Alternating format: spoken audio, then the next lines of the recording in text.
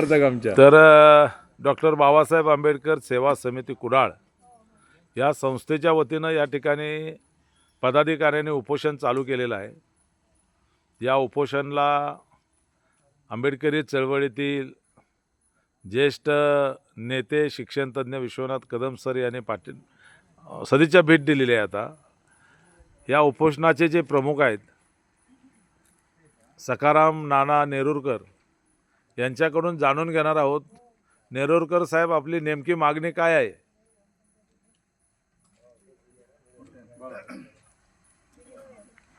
Doctor Babasaheb Ambedkar समाज बांधव यांच्या वतीने आज 26 जानेवारी रोजी आमचं एक दुसरं हे उपोषण आहे की डॉक्टर बाबासाहेब आंबेडकर स्मारकासाठी गेली 8 वर्ष आम्ही शासनाकडे कागदोपत्री पाठपुरावा चालू आहे आणि आता अंतिम टप्प्यात आहे.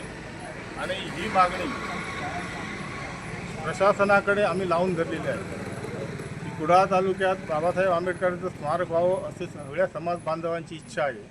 आणि त्याच अनुसरून आम्ही गेली 8 वर्ष त्यासाठी प्रयत्न करीत आहोत.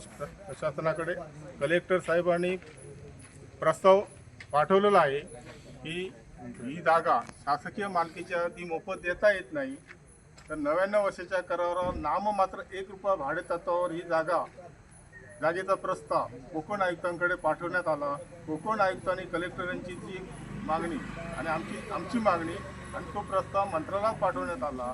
मंत्रालयात आज 4 वर्ष त्याचा पाठपुरावा समितीच्या वतीने केला जातो, पण वेळोवेळी समिती प्रशासन यात गांभीर्याने दखल घेत नाही असं दिसत नाही असल्यामुळे आता फक्त कलेक्टर साहेबांनी जो प्रस्ताव पाठवलेला आहे तो की जाहीरनाम्यास परवानगी मिळण्यासाठी, बाकी सगळे सोपस्कार झालेला आहे. तर ती परवानगी मिळाली की मागे 15 ऑगस्टला आम्ही उपोषण केलं, तर माननीय कक्षी अधिकारी महाराष्ट्र शासनाने आम्हाला पत्र दिलं की तुम्ही उपोषण मागे घ्या. त्याचप्रमाणे कलेक्टर साहेबांनी सुद्धा हे उपोषण मागे घेण्यासाठी आम्हाला विनंती केली. माननीय पालकमंत्री या जिल्ह्याचे राणे साहेब हे स्वतः प्रत्यक्ष या ठिकाणी आले. आम्ही हा विषय तातडीने मार्गी लावतो अशा तऱ्हेचं आश्वासन देऊन सुद्धा या प्रशासनाने गेली 5 महिने काहीच दखल घेतलेली नाही. काल 20 जानेवारीला हा आमचा प्रस्ताव जो त्रुटी काढला होता आयुक्तांनी त्याचा पाठपुरावा 15 ऑगस्टच्या ज्या पत्र दिलं होतं त्याच्यात जे त्रुटी काढले त्याचा काल 20 जानेवारीला तो त्रुटीची पूर्तता करून पाठवण्यात, म्हणजे ह्या प्रशासनाला किती गांभीर्याला ह्या बाबतीचं आहे हे आमच्या लक्षात आल्यानंतर आता आम्ही बेमुदत हे उपोषण सुरू केलेलं आहे की प्रशासनावर आमचा आता विश्वासच नाही. प्रशासन हे जाणून कोणाच्या तरी दबावाखाली हे काम करत आहे हे आम्हाला 100% खात्री झालेली आहे. तेव्हा आमचा लढा हा डॉक्टर बाबासाहेब आंबेडकरांचं जोपर्यंत आम्हाला ही जागा शासनाने आदेश देत नाही तोपर्यंत आम्ही उपोषण मागे घेणार नाही. जय भीम, जय बुद्ध, जय भारत. विश्वनाथ सर, काय सांगाल या उपोषणाबद्दल?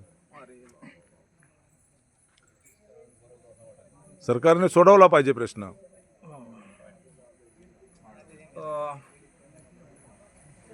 आदरणीय नाना नेरुरकर यांनी समाजासाठी हे उपोषण हाती घेतलेलं आहे. आज त्यांचं वय 65 वर्ष आहे, तरी देखील थंडी वाऱ्यात त्यांचं उपोषण सुरू आहे. जर या प्रकरणी जर त्यांची तब्येत ढासळली, कोणताही अनुचित प्रकार घडला तर जिल्ह्यातील बौद्ध बांधव आणि जिल्ह्यातील बाळासाहेब आंबेडकरांना मानणारे सर्व लोक उग्र जन आंदोलन छेडतील एवढंच मला या प्रसंगी म्हणावंसं वाटतंय. आमचा उपोषणाला पाठिंबा आहे. 7 तारीखनंतर या उपोषणामध्ये समाज बांधव मोठ्या प्रमाणात इथं आमरण उपोषणाला पाठिंबा द्यायला येतील. दररोज 100 माणसं इथं उपोषणाला पाठिंबा द्यायला येतील, एवढं मी त्यांना अभिवचन देतो. धन्यवाद. जय भीम.